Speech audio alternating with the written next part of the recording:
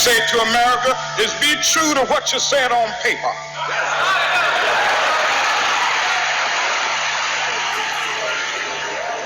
But somewhere I read of the freedom of assembly.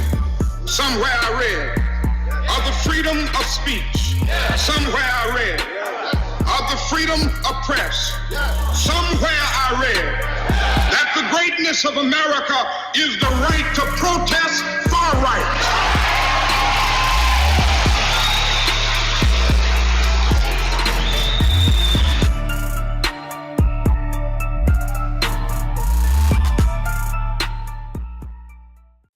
To start our celebration, please welcome to the stage Rhythm Arts Alliance.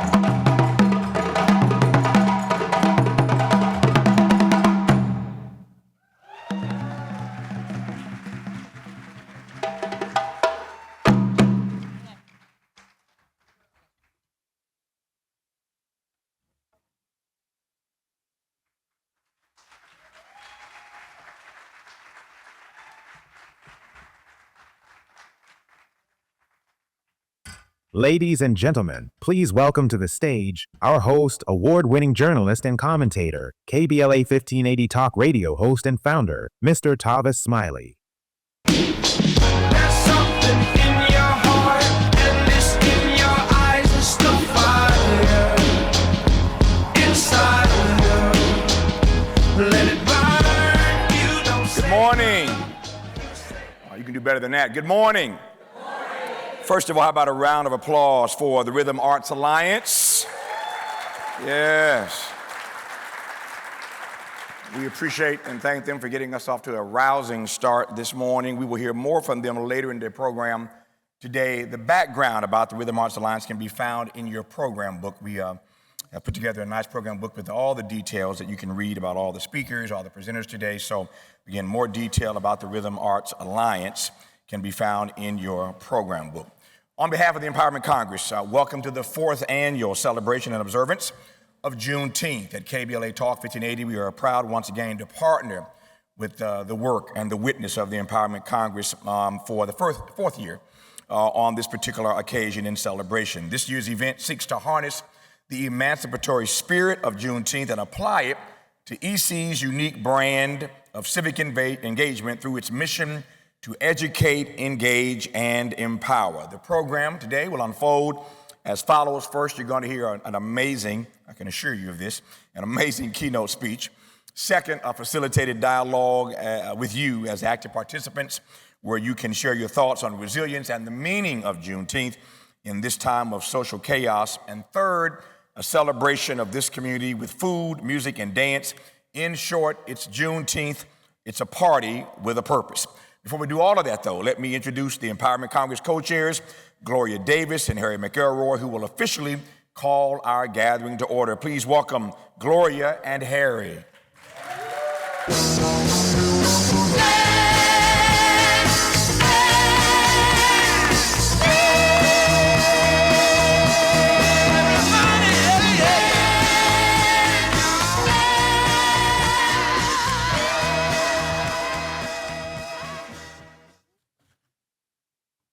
The theme for this year commemoration is Educate, Engage, and Empower.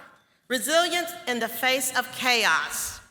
We look forward to a thoughtful discussion and dialogue devoted to the meaning of resilience as we confront the unprecedented political, social, economic challenges we face.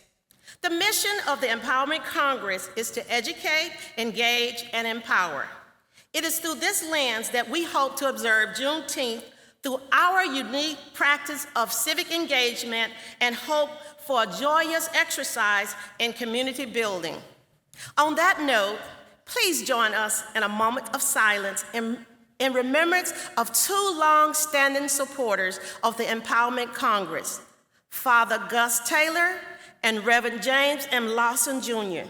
We acknowledge them in the spirit of the beloved community that they work so hard and steadfast to build with their support of the Empowerment Congress, their own ministry, their lifetime of servant leadership. Our work is an extension of theirs. Let's take a moment of silence.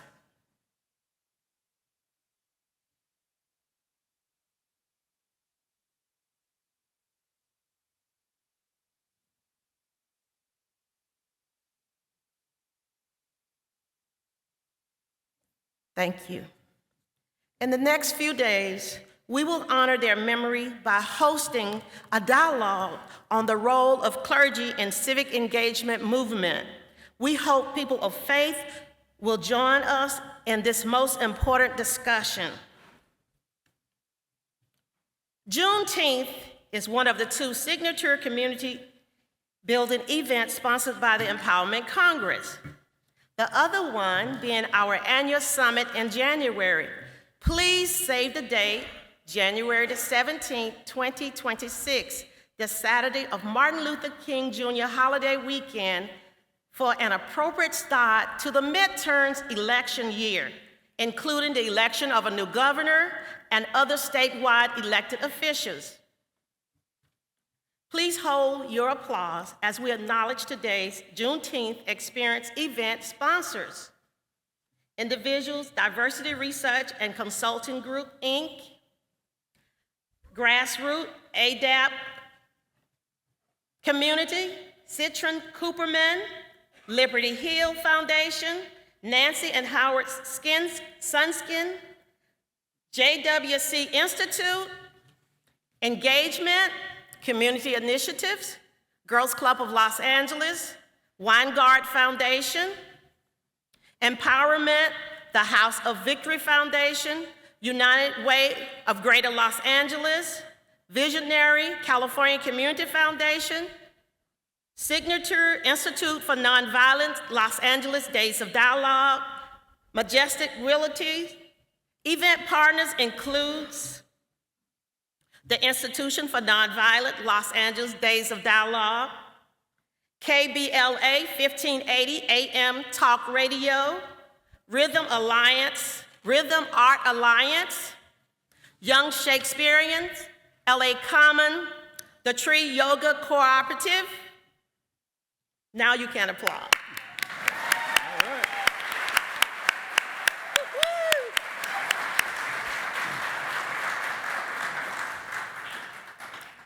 We would like to give a special acknowledgement to the faith leaders, the pastors, and the ministers in the audience whose attendance and financial support are especially appreciated.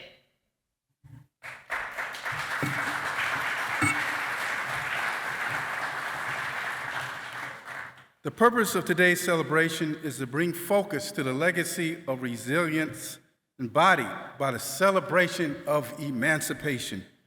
Juneteenth is so much more than freedom from enslavement. It represents survival, perseverance, the irrepressible spirit of liberation, joy, and hope. Juneteenth is about faith and family and the collective pursuit of genuine liberation from oppression and exploitation. Our great keynote speaker will discuss what Juneteenth can teach us about resilience and legacy in these troubling times. We will tap some of that legacy with two videos that we think will reinforce our resolve in this period of chaos and community turmoil. Following our speaker's remarks, we will watch a brief scene performed by the young actors from the Young Shakespeareans. Then we will conduct a 90-minute facilitated dialogue and more community building among ourselves with our table mates. We will ponder these and other questions. What helps you feel connected to others during this time of uncertainty or change? What does resiliency mean to you, especially in times of chaos and crisis? Who do we need to become, individually or collectively, to stay resilient today? At the dialogue's conclusion, the Rhythm Arts Alliance will lead us into the courtyard for the ceremonial blessing of our feast and live entertainment in our Juneteenth celebration of community. I'll put a shameless plug. You definitely want to come and check out the music. Also, it's important to us that you fulfill your evaluation sheets, so don't forget to do that. Let me take this moment to acknowledge any elected officials that may have came in. Are there any? Please stand and be recognized. All right, thank you for coming. Also, let me acknowledge the leadership of the Empowerment Congress. We couldn't do it without our leadership, so please stand and let's give them a hand.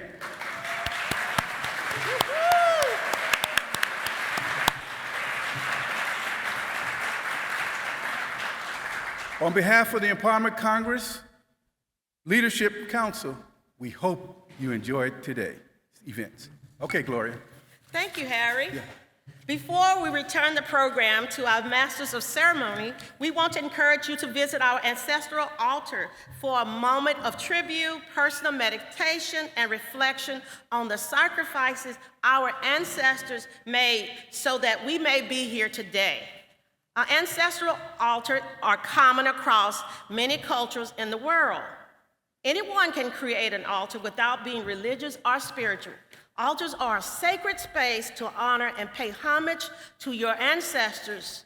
Spiritually, often serve as a form of gratitude.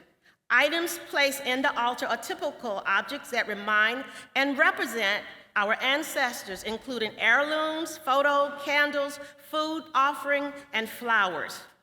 Thank you and enjoy.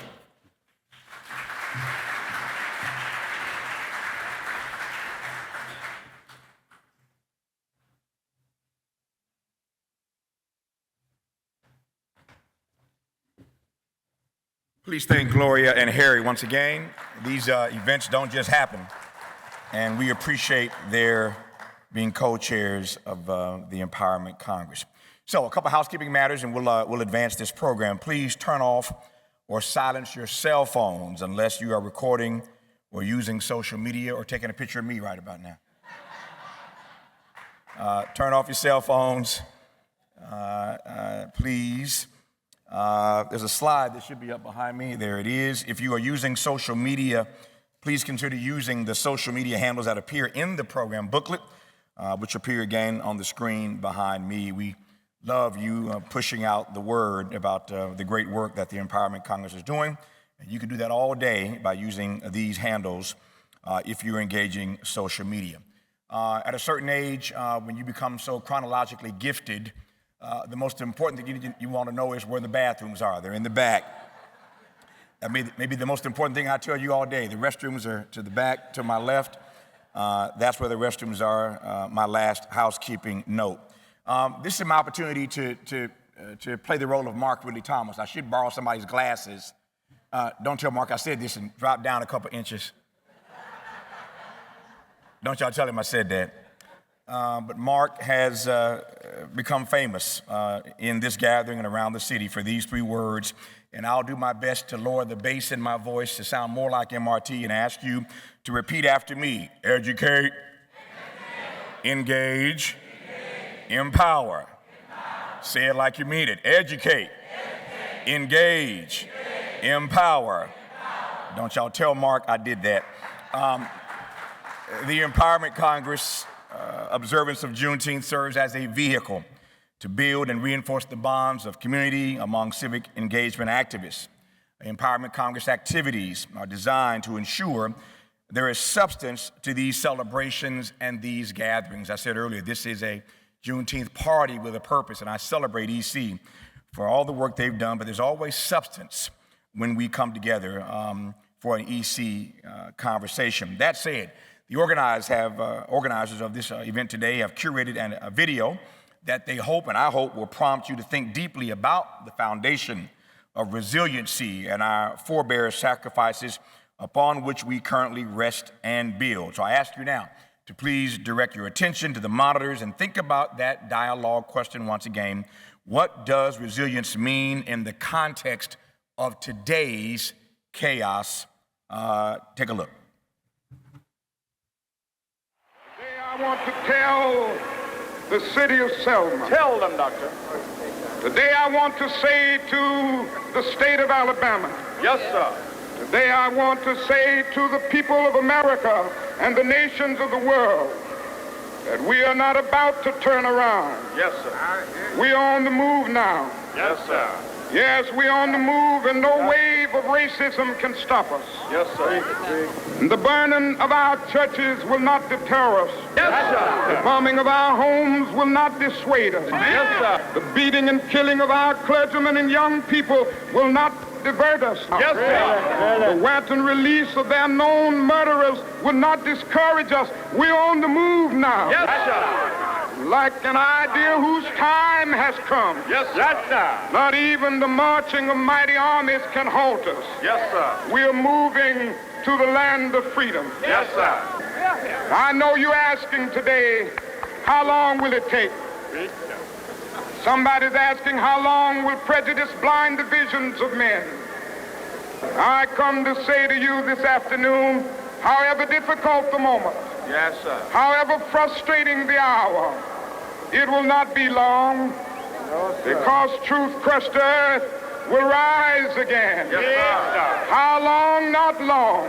Yes, sir. Because no lie can live forever. Yes, sir. How long? Not long. How long? Because you shall reap what you sow. Yes, sir.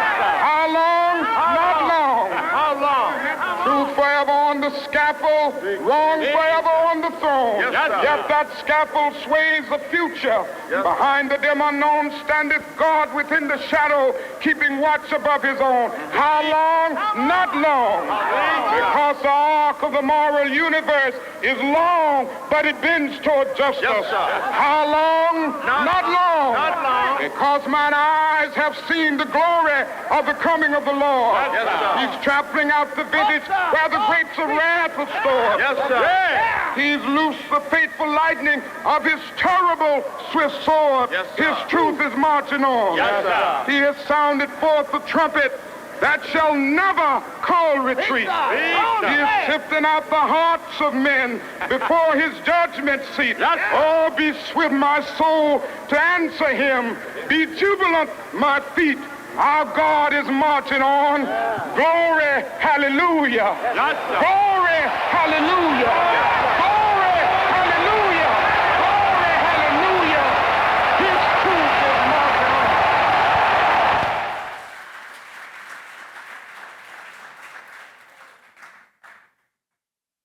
All we say to America is be true to what you said on paper.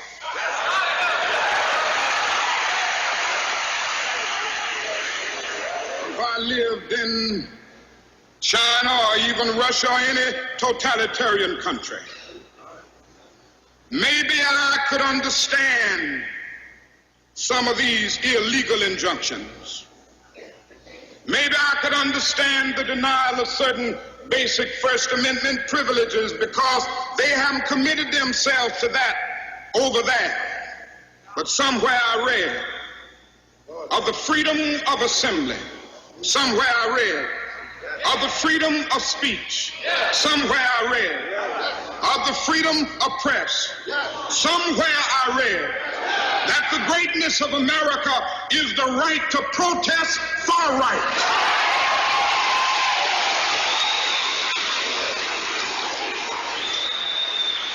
And so just as I say we aren't going to let any dogs or water hoses turn us around, we aren't going to let any injunction turn us around.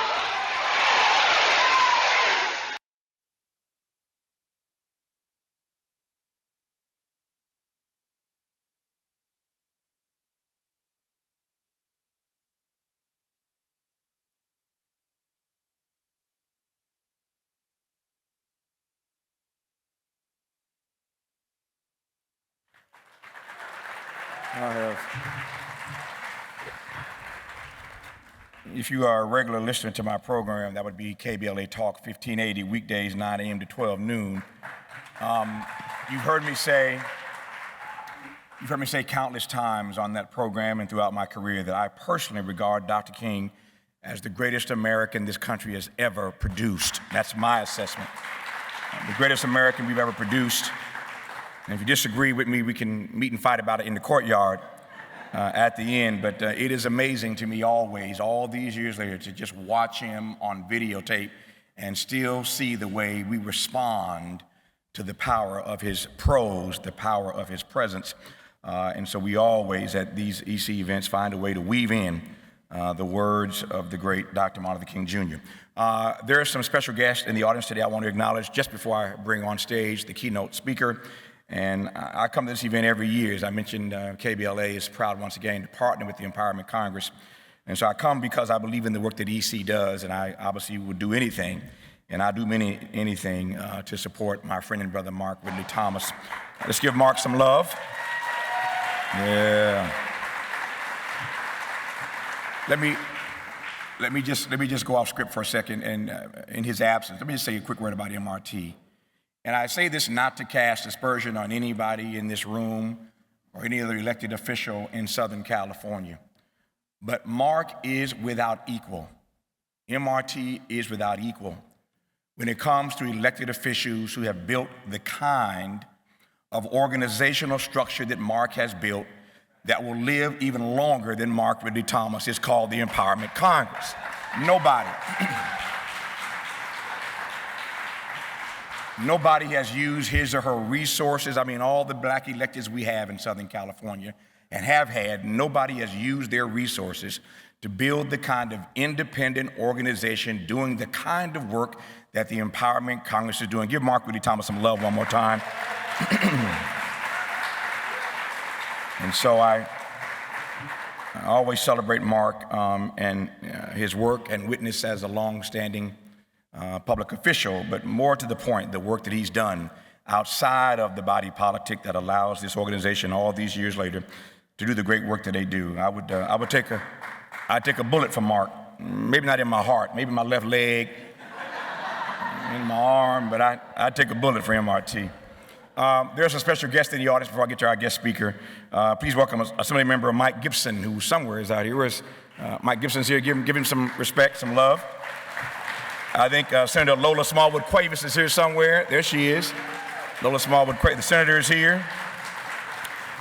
And of course, there are some faith leaders in this audience. Please welcome Bishop Byron Smith Sr. is somewhere here. Bishop, there he is. Bishop Jeffrey Martin is here. Bishop Martin, thank you, sir. Deacon Douglas Johnson is here. Deacon Johnson, there you are. Love for the deacon board, always love the deacon board. Pastor Deborah Russ is here. Pastor Russ, where are you? Thank you for your presence. And Evangelist Yvette Spencer is here. Evangelist Spencer, thank you for being here. We appreciate it. Give them all some love. Give them all some love for taking time out of their schedules to be with us today. I am honored now. As I said a moment ago, this is the main reason I came today. I wanted to hear Maya Wiley. Most of you, many of you know Maya. You see her on MSNBC all the time. And I have a simple edict that the more important you are, the shorter the introduction. The more important your work and witness, the shorter the introduction. So I could just call her name and have her come out because the work she's doing is just that vitally important. But I'm honored to bring her on. She's the president and CEO of the Leadership Conference on Civil and Human Rights and the Leadership Conference Education Fund. And she is going to discuss in her own way today's Juneteenth theme, Educate, Engage, Empower, Resilience in the Face of Chaos. Maya Wiley is a nationally respected civil rights attorney. As I said a moment ago, many of you know her as an MSNBC contributor. She's received so many awards. She's been a public voice for rights, justice, democracy, through written opinion editorials and her formal legal analysis for NBC News. But she's much more than just a talking head. We got too many talking heads these days, not enough visionaries. She's so much more than that. She's been a litigator at the ACLU, NAACP Legal Defense Fund, and the U.S. Attorney's Office for the Southern District of New York. Prior to taking the helm of the Leadership Conference, she ran for mayor of New York City in 2021, garnering the second highest number of first choice votes in ranked choice voting election history in that city. Give her some love for that. A lot of folks understood Maya's work and supported her when she ran. She is a veteran program creator and policy advocate in criminal justice reform, higher education, government, philanthropy, and nonprofits. She's an ardent proponent of diversity, equity, and inclusion. But she's also the author of a recently published memoir. It's called, I love this title, Remember You Are a Wiley. Remember, the words of her grandmother, her precious grandmother, remember that you are a Wiley. It is a moving memoir of surviving trauma and embracing the power of activism. I had Maya on my program earlier this week. As you know, many of you know my program is based in LA, but syndicated and heard all across the country.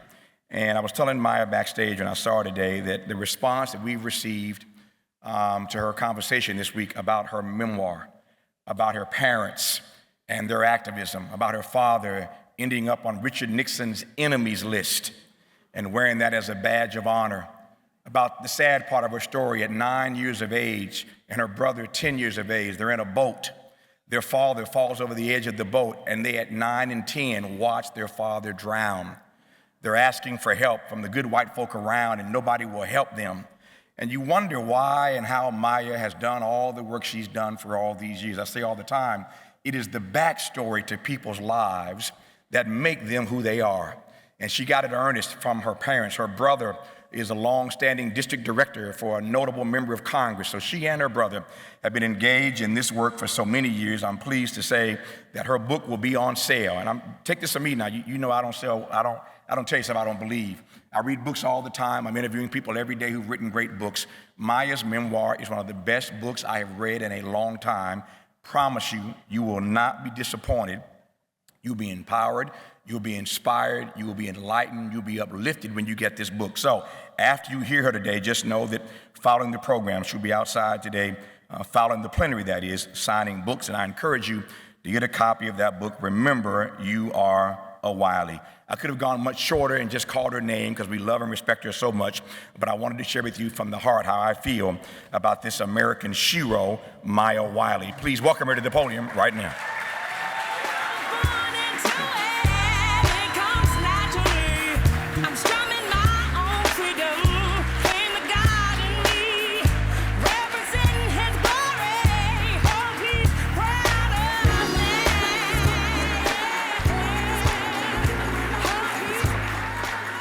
Thank you. I'm a little overcome by that introduction from the dear and wonderful Tavis Smiley. I can't tell you how much it means to me. I can't tell you how much it means to me to be here today with you, talking about this, our resilience in the face of chaos, our resilience in the face of chaos. And part of the reason I'm humbled, I want to be really honest, is because it is hard to be resilient in the face of this chaos. It is hard. I had a hard week, y'all. Who else had a hard week? Everybody. Everything we see on the news is hard. Everything we see in our community is hard. Everything that we know people we love are experiencing is hard. And so what does it mean to think about being resilient in these times when that is so difficult?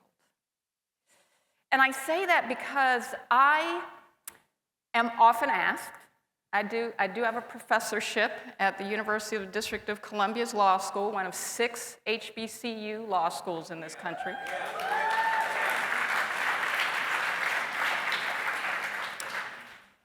And a lot of the questions I get aren't about the law. The questions I get are, how do you stay in the work? Because it's hard. And so I've thought a lot about the answer to this question. And it is one of the reasons I wrote a memoir. I didn't start out to write a memoir, y'all. True story. I was going to write this book on social movements. It was going to be a very thoughtful, intellectual book. It was going to be brilliant, in fact. Because we were seeing all these hashtags. We were seeing hashtag fight for 15 for a $15 minimum wage. We were seeing the hashtag time's up to make sure that women were safe at work. We were seeing the hashtag Black Lives Matter, of course, after Trayvon Martin was murdered for being a child walking to a candy store to get some candy and a soda, right? And what I wanted people to understand was that the work, the struggle, the fight that was behind these hashtags preceded these hashtags by generations. That you can't understand even the protest or the resistance or its resilience without understanding where it came from. And I could say that, I could be inspired to write that book because my father literally founded an organization called the National Welfare Rights Organization because he believed the black women were going to be the solution to poverty in America. And that black women, there was no one more powerful than black women on welfare. He didn't see weakness. He didn't see laziness. He didn't see a lack of education. He saw power. He saw women doing things that he was inspired by because despite the fact that they couldn't feed their kids to the end of the month, despite the fact that the welfare system treated them so badly, like denying them a phone. You couldn't use your welfare check to get a phone. You couldn't have a man show up at your house and be your boyfriend because that meant that you were cheating. And people would come and search your home to see if a man was in it. That's truth. And then I even heard from a teacher in New York City, where my kids went to public school, literally said, you know, they used to threaten parents who came to advocate for their kids in school that they would tell on them that they had a telephone to the welfare department so they lose their check. I'm saying this because my father created an organization, and the organizers and people he trained became the people who founded ACORN. How many of y'all know what ACORN is? Okay, most of you, right? Community-based. But they, literally, those organizers used to tell me, oh, your father's the grandfather of ACORN. And then when ACORN got decimated, a lot of those organizers went into unions. And this is the story of the Fight for 15. It is those organizers who were descended from the organizers my father trained who came up with the Fight for 15 because they tried it in the 80s in Detroit. It wasn't something that just mushroomed up. So I was going to write this great book. And my father wasn't going to be in it, by the way. Well, maybe he'd been in a little bit, maybe one chapter. He'd been a little bit in one chapter. And then I was going to a book editor to talk about this book. And this extremely intelligent book. I had even started doing the research. I'd even started doing all the work. I'd even started interviewing people, and I was ready to go. I just had to get someone to buy the book. And this book publisher, she listened to me, and then she looked at me and she said, tell me about your parents. And I was like, oh, my parents were great. I started telling her all about my parents. And she said, tell me about your mom. I started telling about my mom, who was a white woman, who left Texas because it was racist, and she wanted to do the work. And I started telling her about that and how she raised me to be a strong black woman as a white woman. And she stopped me and she said, you're dissociated. And I was like, you're rude. And she said, no, you're dissociating because this book is about your parents. This book is about your mother.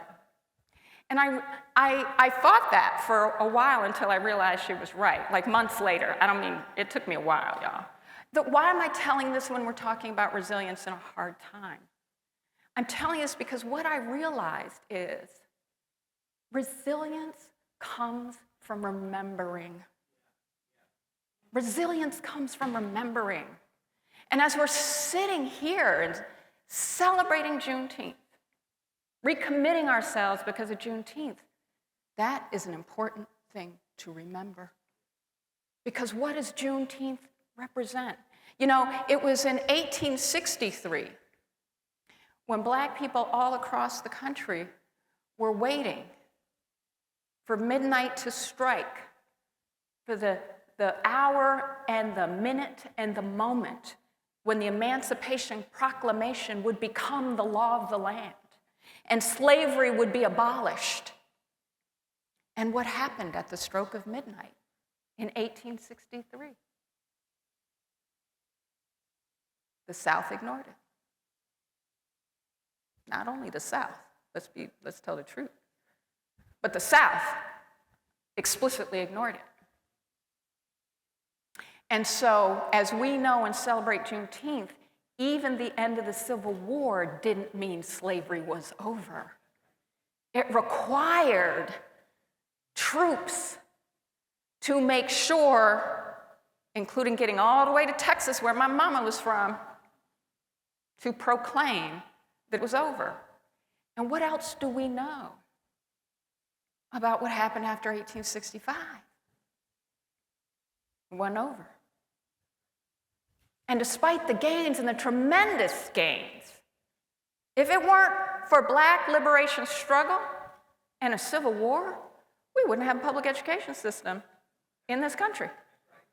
If you were white and on a plantation, or near a plantation, and a farmer yourself or a laborer, your kids didn't go to school. There was no public system for you unless you could afford to pay. We did that. Our ancestors did that. So I remember that because then the other thing I remembered, including in recent elections, when my wonderful, fabulous, and fierce offspring told me they weren't going to vote.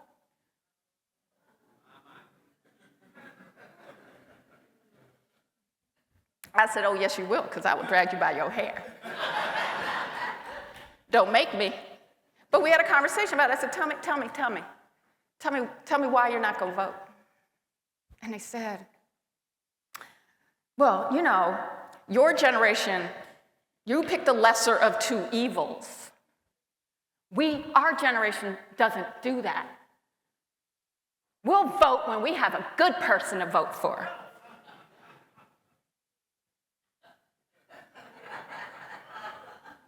I said, well, put aside the fact that we have to have another conversation about evil and its definition. But we'll put that aside. I said, help me. Help me understand your strategy. Help me understand your strategy. So you becoming a third of the electorate, your generation plus millennials, you're going to sit over here, while over here, me and my generation going to decide who's going to make you do what they're going to make you do. How's that going to work for you? And they went, oh. I said, right. Who are you giving your power to when you leave it over there? Who is going to decide for you who's going to make decisions about you if you leave it over here? And they were like, oh, that's a good point, Mom. But the other thing I had to say to them, and they were like, but it won't make a difference if I vote. That was the next argument. And I said, let me ask you a question. Let me ask you a question. Let me back up a minute. Back up 1 minute. Because they know this history. I was really proud to be in Baltimore celebrating Juneteenth on Juneteenth. Yes, I was. Why was I? Because Hattie and William Hughes, my grandmother's ancestors, were the first family members freed from slavery. And we know who they are. And we know what plantation they were on. And in that town, it wasn't a town, it's a rural area, but in their community, 4 black families got together in 1865 and built a one-room schoolhouse. And their names are on a stone in the foundation of that schoolhouse. And that schoolhouse taught children till, guess what year? 1964. Almost 100 years, 99 years. But I said to my kids, I was like, okay, so when Hattie and William Hughes were emancipated from slavery, when could they vote? Oh, Mom. I said, right. It took 100 years of struggle to actually get the vote. And it wasn't given to us. And I said, so if you leave that power on the table, if you don't remember, not only that, and I don't mean vote because your people died for you to vote, because that doesn't work, right? It doesn't work. I was like, recognize that they understood to keep showing up because it was their power. And never leave your power on the table. Or don't complain when they hurt you. Don't complain don't come to me and complain because the police beat up your friend because you left your power on the table. Don't come to me and complain because they took dollars out of the school you went to because you left your power on the table. And remember why you have the power in the first place, and remember how you keep it and how you build it.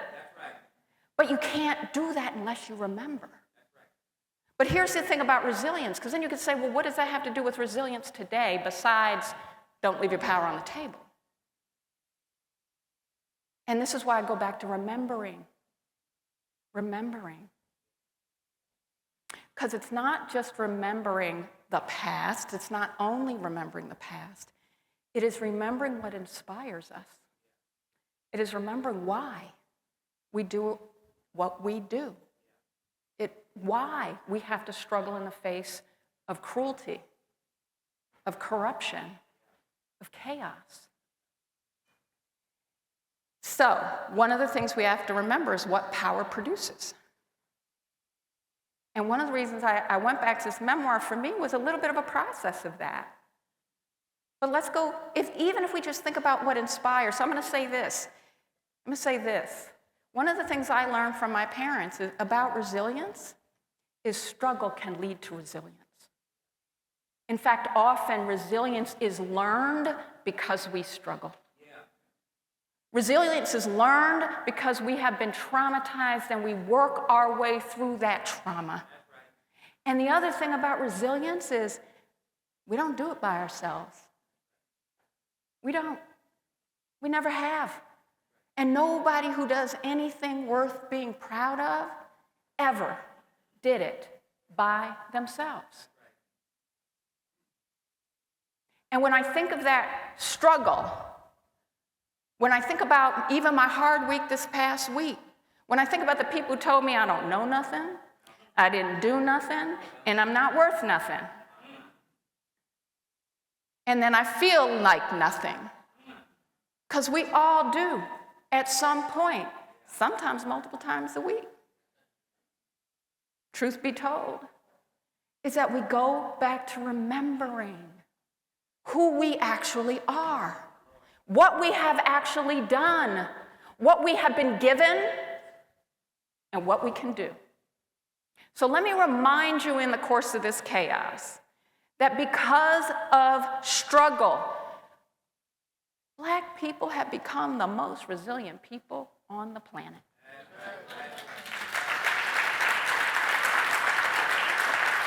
And we see it constantly in our history. You know, when I was in Baltimore, I was with DeMario Solomon Simmons. DeMario Solomon Simmons is the attorney, one of the attorneys who was fighting the litigation for Tulsa reparations, for Greenwood, for the nation's largest and most awful of many massacres brought in 1921 upon Black community because it was prosperous. But think about this. Black community and those Black people were murdered because they were succeeding, because they were resilient, because they had struggled from slavery and taken a whole generation and created Black Wall Street. And it was working. They were prosperous. They were business owners. They had sovereignty. They had pride. They had community. They had a whole ethos that said, we are worthy. And then the violence came. But when last year a Black mayor of Tulsa, despite a loss in the lawsuit, that had two Black women who were over 100 years old and survived Tulsa, alive to see the day that a Black mayor signed a promise that ensured that affordable housing would be built, that cultural heritage would be preserved, that other forms of education and programs would be invested in as reparations for Tulsa. Those women lived an entire lifetime of fighting for it and were able to see it. They were able to see it. And I think of that now. That is resilience. And that resilience didn't stop struggling. No, we could go through all kinds of other stories. We could talk about Auburn Street in Atlanta, also born out of a fire that destroyed the Black community. The Black community created Sweet Auburn, which was their own market, and it was prosperous for decades until it wasn't. Okay, that's more about technology and retail, but the point is, the community kept fighting for it. In 1995, it is now on the register as a National Historic Site. It is preserved, it still exists, but it had to be struggled for even after its victory. So we have so many examples that the toil, the struggle, the resilience in its face, we win. We win. Our resilience is born from the fact that every single time they come for us, we get back up. We don't stop. We resist. We persist. We assist. That's who we are. It's who we've always been. It's who we still are today. And when we are beaten down, and we are, but here's the thing. You know what they have to do? They have to come for us. They have to come for us. They have to come for us because we built so much and we keep coming back. And so when I feel like nothing, I remember my grandmother. I remember what a black man, my grandfather, had to do as a man without a college degree, got a job in a post office, who in his spare time, meaning he didn't sleep, had a black newspaper. And used that black newspaper. He wasn't a man with an education beyond high school. And he used it to desegregate everything he could, and he did. And he didn't have money, he didn't have a degree, and he had 6 children who did. And I sit here and say, they have to come for us, and we can't forget who we are and what we come from, and that we matter. And so in addition to resisting, to persisting, and to assisting, we will also remember this. When we aspire, we inspire. When we aspire, we inspire. So never let them stop aspiration, and they will never stop our inspiration. Thank you. There's something in your heart, and it's in your eyes. It's the fire inside you. Let it burn. You don't say goodbye. Give Maya Wiley some love. I know you can do better than that. Give her some love one more time. Repeat after me. When we aspire, we inspire. Say it again. When we aspire, we inspire. We thank Maya Wiley. I told you you'd not be disappointed, and I remind you once again that her book, Remember You Are a Wiley, will be on sale. Maya will be signing copies of those books. I have mine. I encourage you to get yours after our dialogue today, but Maya will stick around, and she'll be signing copies of the book, Remember You Are a Wiley, at the conclusion of our dialogue. There are 2 other persons here who I neglected to mention earlier. Please welcome Reverend Louis Chase. Reverend Louis Chase, where are Reverend Chase? There he is, right down in front. I missed you.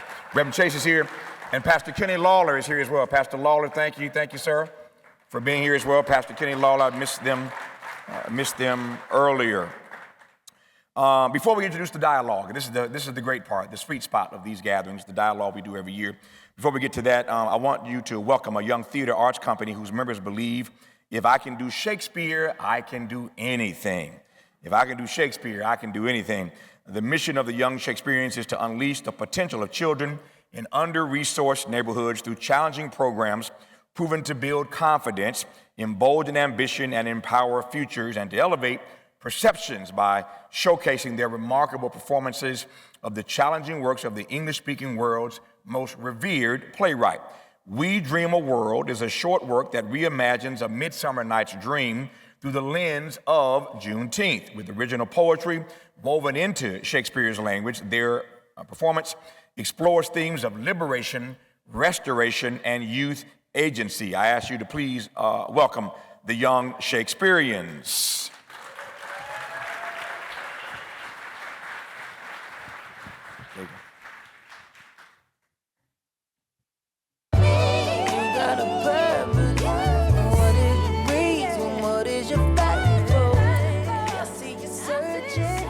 Come what come may, time and the hour runs through the roughest day. Good morning, my name is Hope Brown, and I'm the Executive Director of the Young Shakespeareans. It's a privilege to join you today as we honor Juneteenth, a day that calls us to remember, to reflect, and to rise with resilience. At the Young Shakespeareans, we work with students from elementary through high school across South Los Angeles, using the language of Shakespeare to help young people discover their own voices. Bold, honest, and full of possibility. Through performance, poetry, and creative expression, we prepare them not just for the stage, but for life.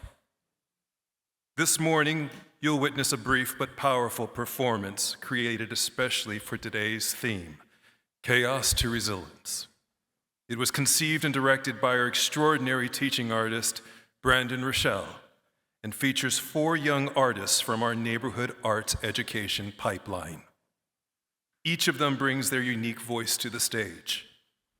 Augustine Ramirez, a high school student who joined us this spring, will present a reinterpretation of Puck's monologue from A Midsummer Night's Dream, reframed to reflect the current political moment in Washington. Allison Velasquez, also a high school student new to TYS this year, and Ariana Martinez Morales, a college student who began with us in 5th grade and now serves as a paid assistant teaching artist, will perform a reimagining of Titania's monologue addressing the realities of global warming. Please join me in welcoming Brandon and these extraordinary young artists, the Young Shakespeareans.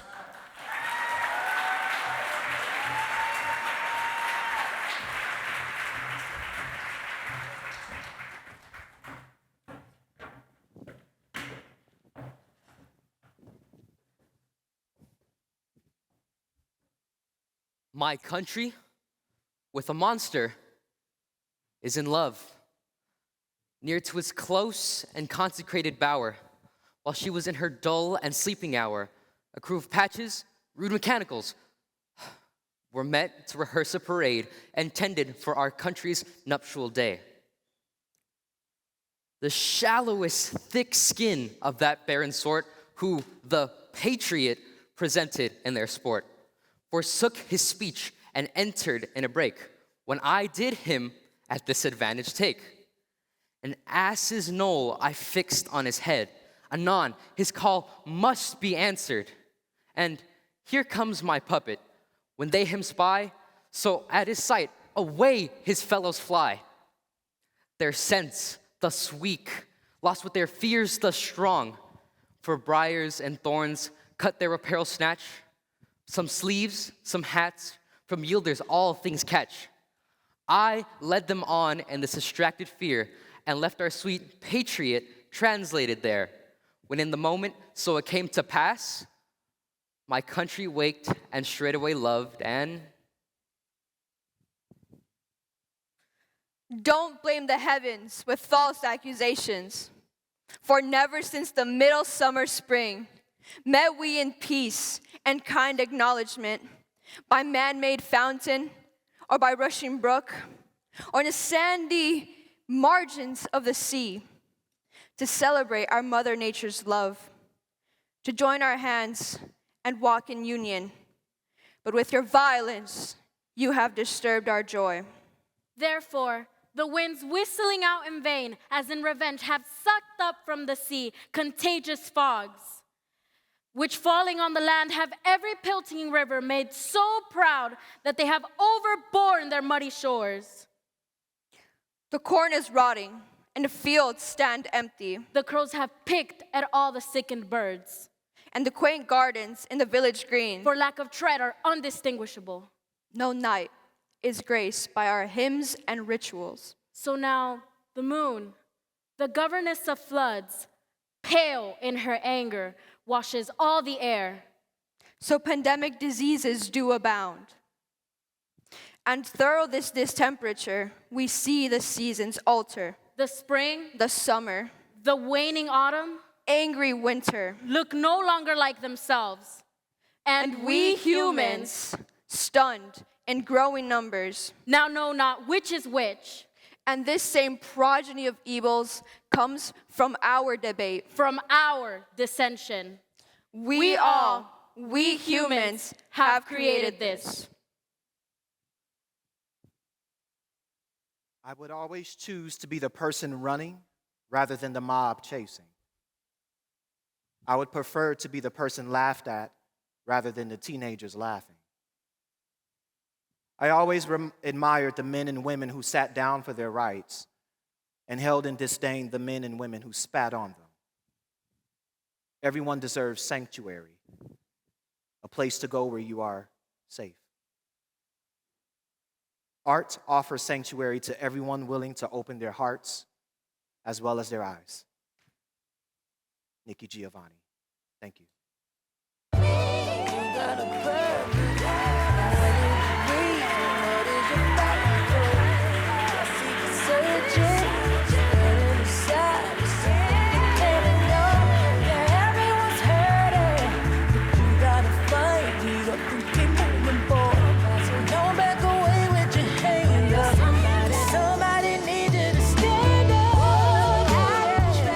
One more time for the young Shakespeareans.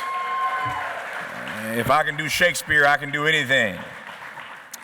All right, the next element of this program, which I mentioned earlier, is perhaps the most significant. It is a key community building exercise we do every year that requires your attention, active listening, participation, and engagement. Days of Dialogue is a civic engagement initiative of the Institute for Nonviolence in Los Angeles, INVLA, co-founded by Mark Ridley Thomas and Avis Ridley Thomas in the aftermath of the 1992 civil unrest. And as MRT would say if he was here, please give some love to Avis Ridley Thomas in the house. Avis Ridley Thomas is in the house. We all love and adore Avis Ridley Thomas. Since 1995, INVLA has brought together thousands of Angelenos for facilitated conversations on critical issues such as policing, race, justice, and democracy, rooted in principles of civil discourse, active listening, and community empowerment. Days of Dialogue create safe spaces from people all different backgrounds to share stories, to build understanding, and take collective action toward a more just and equitable society. Ann Sawyer is a mediator, facilitator, and nonprofit leader with over 25 years of experience in conflict resolution, civic engagement, and organizational strategy. She currently leads programs for Days of Dialogue and facilitates training and dialogue across both the public and private sectors.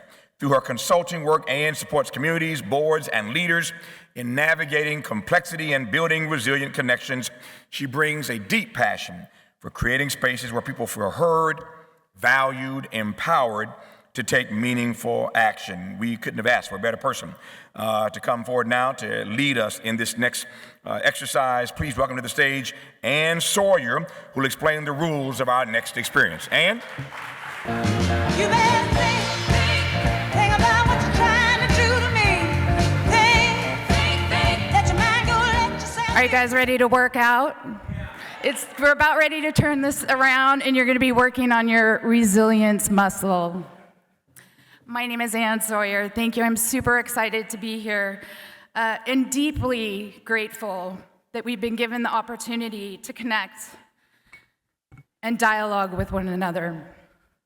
On this Juneteenth, we gather not only to remember, but to connect, to reflect not only where we've come from, but on how we show up for ourselves, for each other, and for our communities. We are living through a time that feels really heavy for a lot of people. Whether it's the pace of change, the pressure to choose sides, or the everyday noise and fear and division. It's so easy to feel overwhelmed and disconnected. But that's exactly why this moment matters and why you matter. Today's dialogue is supported by a group of incredible facilitators, many of whom bring years and years of experience in trauma-informed care, healing-centered practices, and community resilience. They are here to support you today. If you have any questions or needs or concerns during the session, please don't hesitate to reach out to them. You are not alone in this space. And let me be clear, this is not a debate.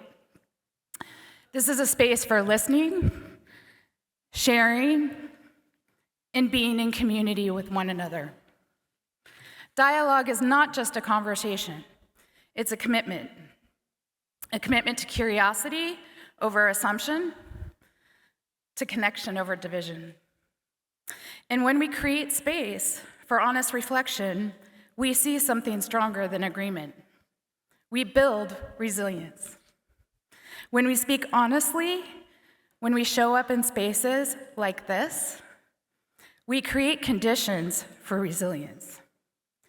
Not agreement, not resolution, but the strength to stay in this room, to witness each other, to practice reflection instead of reaction. And I know we're all reacting.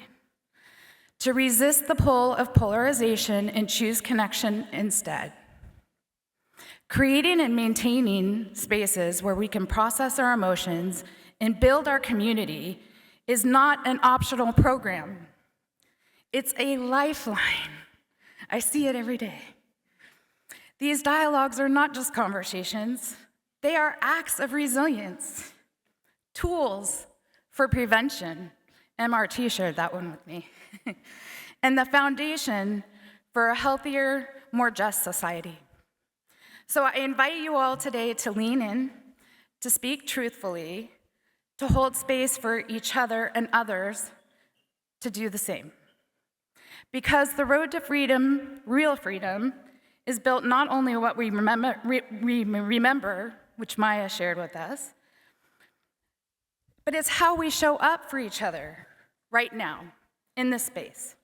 And as Avis always says, you are your own best resource. Let's hold the space with courage, clarity, and care. Again, if you have any questions for me after the dialogue's over, I am here. This is your call to action. We are ready. The facilitators are ready. We want to have these conversations, and we want to make this space for you. We're going to go ahead and get started, and I think we're going to go through a little bit of mergers and acquisitions, but I'd like to ask the facilitators that are at the tables to please stand up. Thank you. Okay, so if you're at a table where you don't have a facilitator, it's important you get to a table where you do have a facilitator. So if the facilitators could remain standing and then all come down and we'll shuffle around, we're going to put you into a 60-minute dialogue. If you have any questions during the dialogue, please turn to your facilitators. I'm going to come down and help you right now. Thank you so much. Okay, everyone, it's about that time. And truly, it's never enough time. I want to take a moment and ask you all to give yourselves a round of applause. By a raise of hands, who had a good dialogue today? I heard some powerful conversations. I saw tears, I saw cheers, a lot of really great stuff. Thank you all for participating. I know these conversations can be both powerful and tender, but your presence truly does matter.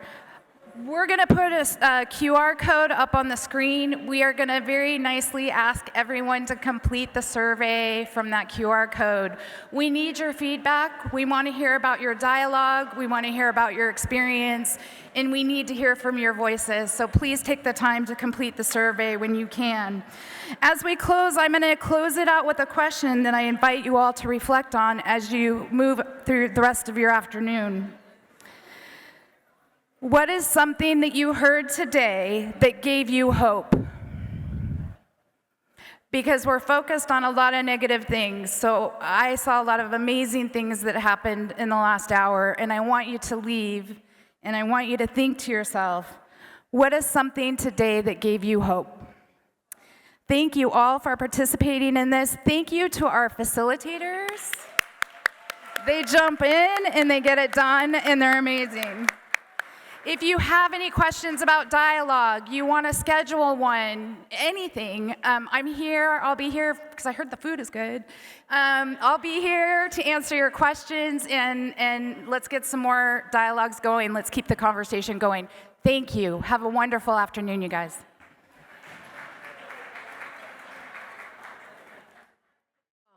This is up to us, all of us, to be the solution that we seek. It's up to all of us to be the antidote to the darkness and division. Look, I don't care how you identify politically, whether you're Democrat, Republican, Independent, or none of the above. This is our time to stand up for what we know in our hearts is right.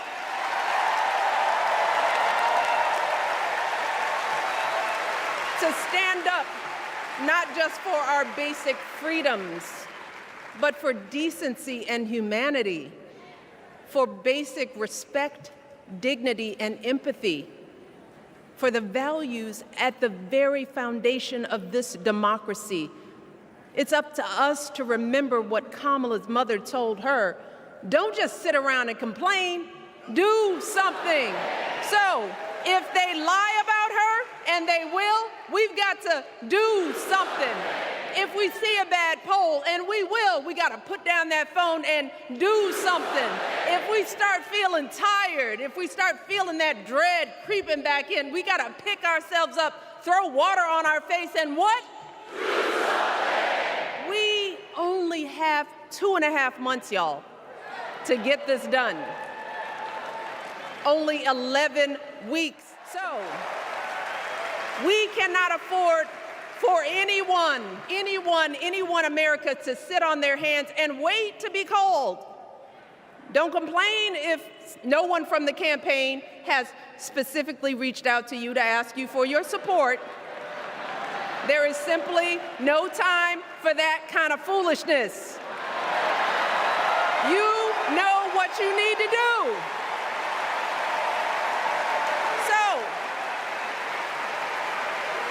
Consider this to be your official ask. Michelle Obama is asking you, no, I'm telling y'all to do something. When they say cut, we say stand up. When they say cut, we say stand up. When they say cut, we say stand up. For the least, the lost, and the left out.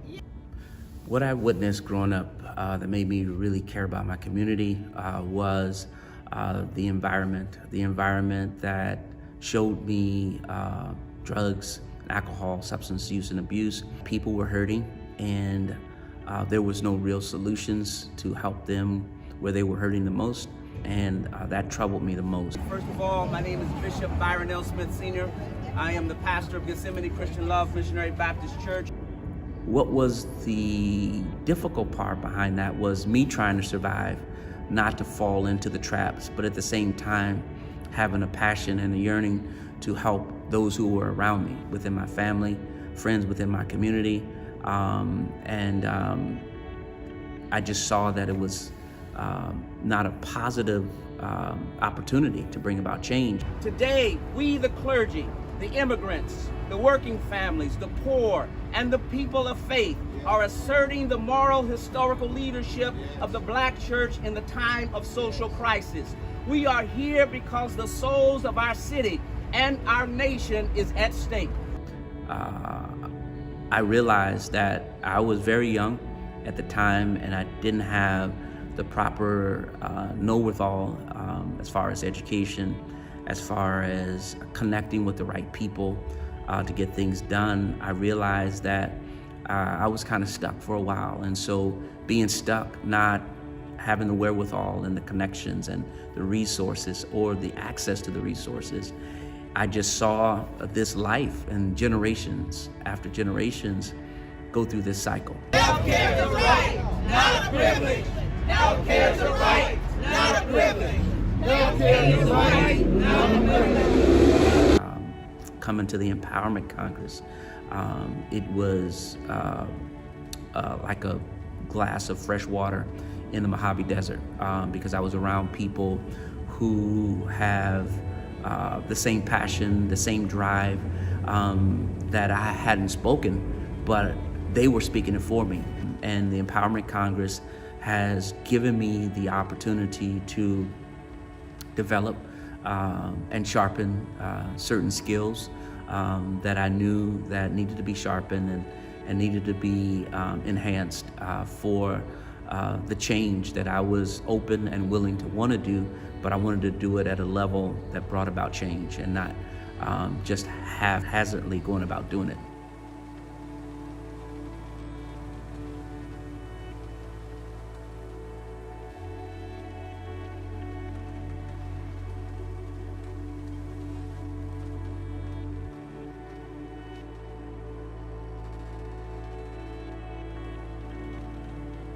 Wow, what a day. Woo, yeah. Don't forget to complete the Days of Dialogue survey. Before we invite the Rhythm Art Alliance back, I want to encourage you. Yeah, let's give it up. Woo! I want to encourage you to join the Empowerment Congress by participating in our work groups on civic engagement, homelessness, government reform, and accountability. The working groups are how we learn about public policy and make our voices heard. The success of the Empowerment Congress depends on your active support of those who heed our call to educate, engage, and empower. Let me hear, please repeat after me. Educate, engage, and empower. Information about our activities can be located on our website at www.empowermentcongress.org. 1992 membership. Woo, yay! Please also consider making a Founders Circle monthly donation of only $19.92 in recognition of the year of our inception, 1992. The link to our website to donate online, again, is www.empowermentcongress.org. Clergy Dialogue, save the date. Bishop Smith shared with you his experience with the Empowerment Congress. In the next few weeks, we will honor the memory of Father Gus and Reverend Lawson by hosting a dialogue on the role of clergy in the civic engagement movement. Hope to see you there. The EC leadership, please stay around for your photo op. Don't forget about the annual summit, January 17th, 2026. The donate. Okay, anyone willing to make a one-time donation to receive the limited edition Empowerment Congress t-shirt?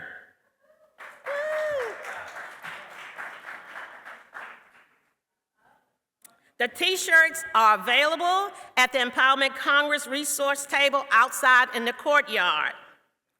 And I will be giving away 2 t-shirts today. I will be coming around talking to folks. I will only pay for one. Harry will be paying for the other one, so make sure you guys let him know. Let's give it up for our MC, Tavis Smiley. Woo, yes.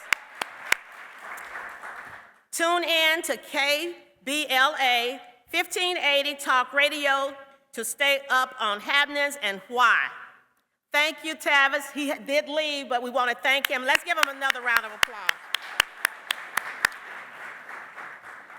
Before you leave today, please complete the Empowerment Congress Juneteenth Experiment Survey evaluation. Your feedback helps us to produce informative, quality events deserving of your time.